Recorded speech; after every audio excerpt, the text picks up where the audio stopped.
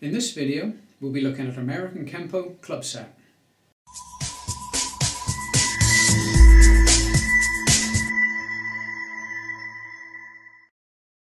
Hello, I'm Andy Seathan, Senior Instructor at Combat Fusion Martial Arts. So, in this video we're going to take a studied look at the club set. This is one of the lesser practice sets in the system, but I feel it's a very important set. Now, the set at Combat Fusion is looked upon as the equivalent to the short form 1, but of weapons work. In Kenpo, we are predominantly an unarmed art. We fight predominantly empty-handed, but there are times when we have to, or may need to, pick up a weapon to defend ourselves. So we need to make students who are capable of defending themselves with a weapon, in this case a club. We're not looking to making a student who is predominantly a proficient club fighter. And this also goes for other weapons such as swords, knives, guns, all the weapons you can think of. We're looking to have a good working basic knowledge of it.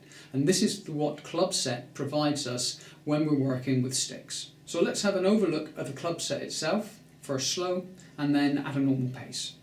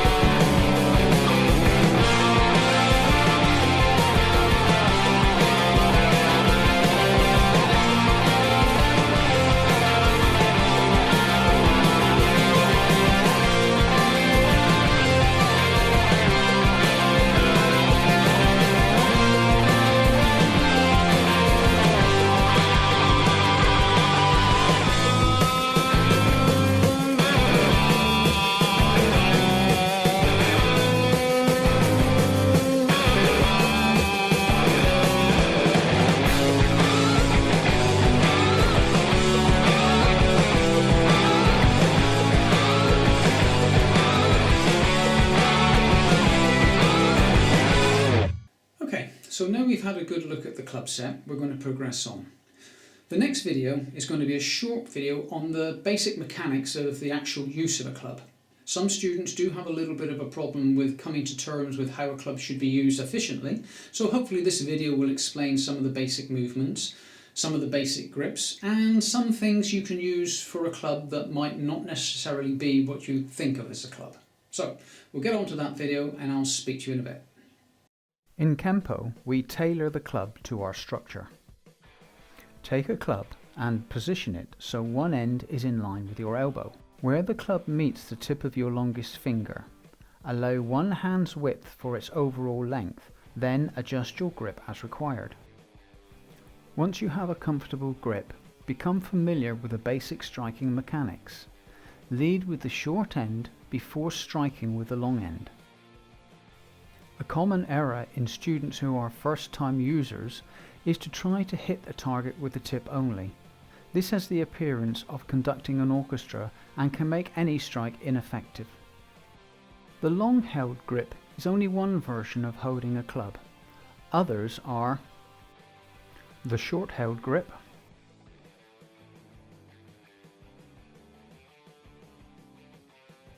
the balanced grip, the baseball grip, the twin grip, the two-handed grip. Although tailoring a club to our structure is good for training, we should also endeavour to work with clubs of differing lengths. Whatever length of weapon we are using, we should try to experiment with as many different ways of utilising it as effectively as we can, even if some of those methods may appear more unconventional than we are used to. The experimentation in our training should be expanded to different mediums as well, like swords.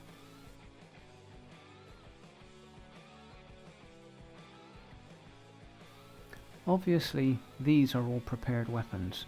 Such things may not be permitted by your country's laws, so we should also train with mediums that may become more readily to hand.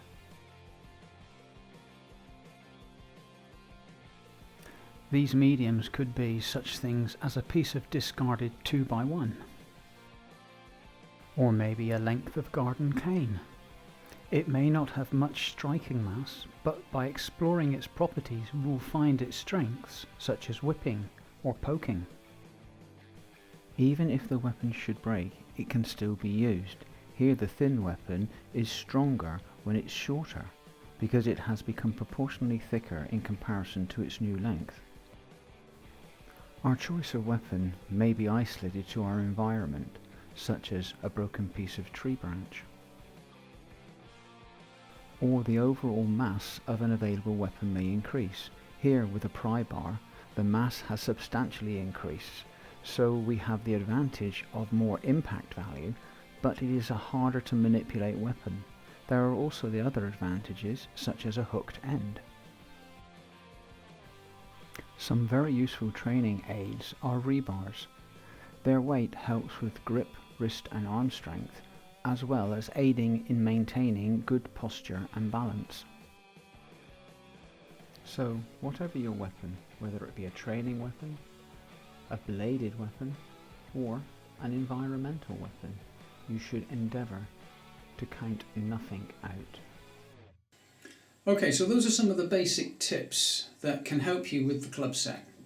Let's now progress on to the club set itself. In the next video we're going to break it down on a move-for-move basis, and what I want you to do is just think of those tips that were in the previous video, and when you're studying the next video, think to apply some of the ideas that were given to you in the previous video, and hopefully the club set will take on a different form for you. Okay, so now the breakdown version. The salutation for the club set begins in the normal manner, except we use the twin clubs to shield our natural weapons when advancing forward. We continue advancing forward into a left 45-degree cat stance.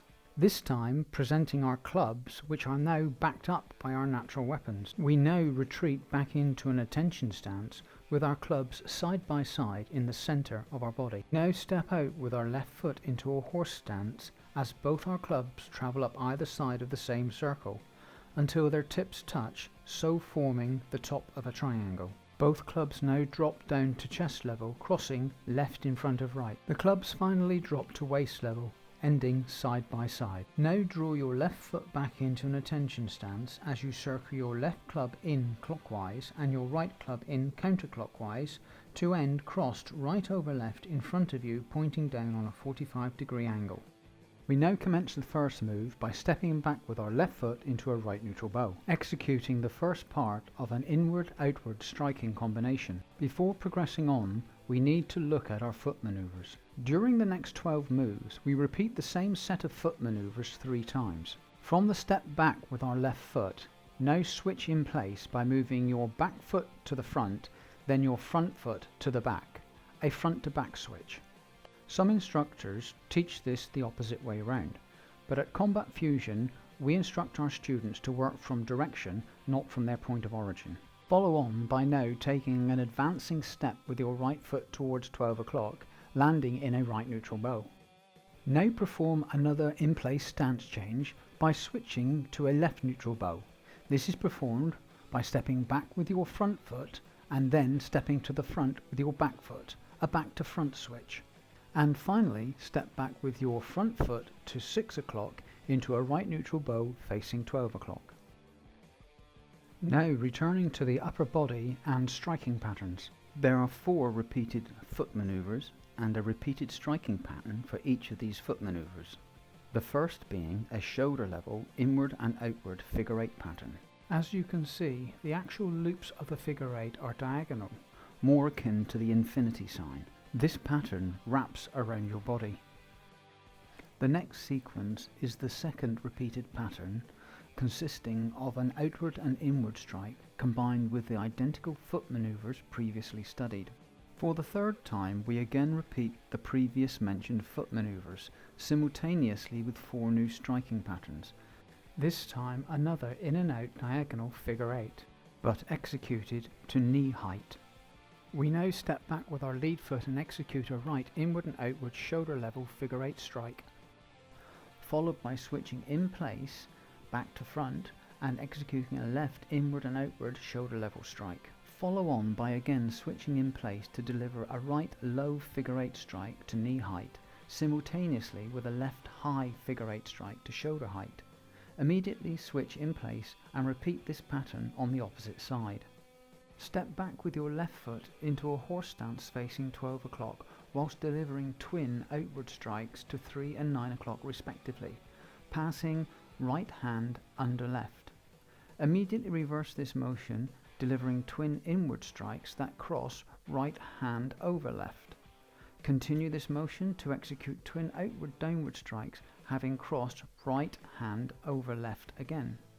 Once more reverse this motion to deliver twin inside downward strikes, crossing this time right hand under left. Now slide your left foot back to 4:30 into a right neutral bow facing 10:30, simultaneously with a right inward outward striking combination. Drop your right foot back into a front twist stance facing 10:30, simultaneously execute a left inward strike with a right outward downward strike. Immediately step forward with your right leg to 10:30 as you deliver a buckling right knee on planting into a right neutral bow. Employ a left outward and right inward overhead strike in conjunction as you acquire a stable stance. Have your right foot step up to a horse stance facing 12 o'clock with your arms crossed right over left. Now repeat the same sequence of moves off the opposite side. Note how the inward-outward combination works on the outside of the body.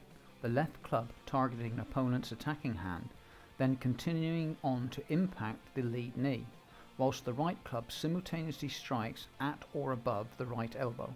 Now begin to retreat the left foot into a front twist stance. As you settle, deliver a right inward strike to opponent's left hand or elbow, as your left club impacts the knee or ankle of their left spinning back kick. Step out of the front twist stance to buckle the opponent's rear leg with your lead leg. Although at Combat Fusion we emphasise a knee buckle in the final sequence of this set of moves, it is often taught as a front kick to our opponent's rear leg. Now continuing on with the sequence, Simultaneously deliver a left overhead club strike or a butt of the stick stab to the back of opponent's neck, with an outward strike to opponent's mastoid process with your right club. Slide your right foot up to a horse stance facing 12 o'clock as you tuck both clubs into their respective armpits. Then alter your grip to the short held version. With your grip on the clubs now short held, we are going to emulate moves in the 5-star block set. However, some points to remember are: we will also repeat the same switching pattern as in the opening moves. The weapon employment should be thought of as striking and not blocking. The weapon should line the limb and be angled to its target. The pad block is replaced with an inside downward strike. Once the 4 sequence of strikes and switches are complete, retreat into a horse stance facing 12 o'clock and repeat the strike sequence one more time, but this time employing both clubs simultaneously.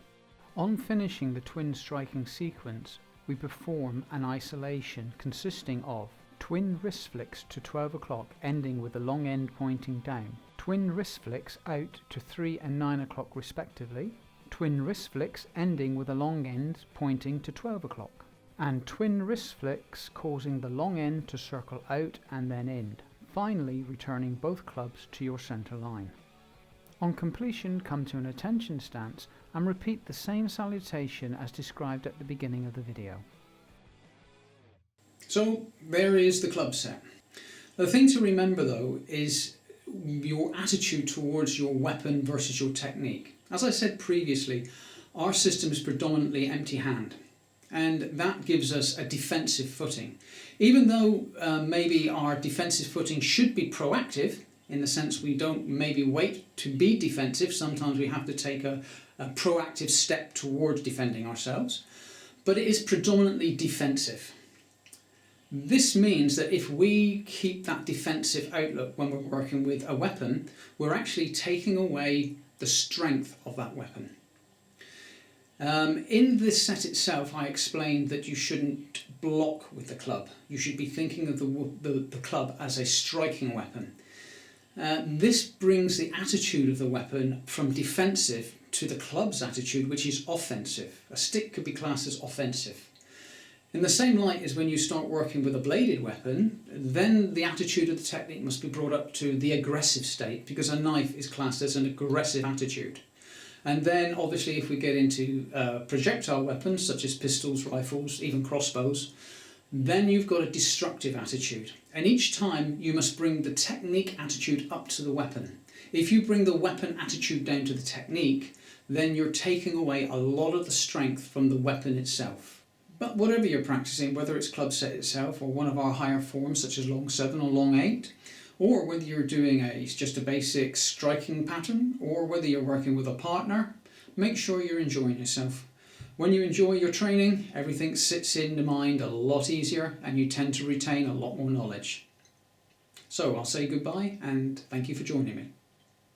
Well, thanks for joining me on this video. I hope you enjoyed it. If you did, please give it a like and a share. And if you haven't done so already, please think of subscribing to our channel. And if you do, don't forget to hit that notification bell so you're told when we put up other videos. Well, this is Andy Seethan, Combat Fusion Martial Arts, saying goodbye.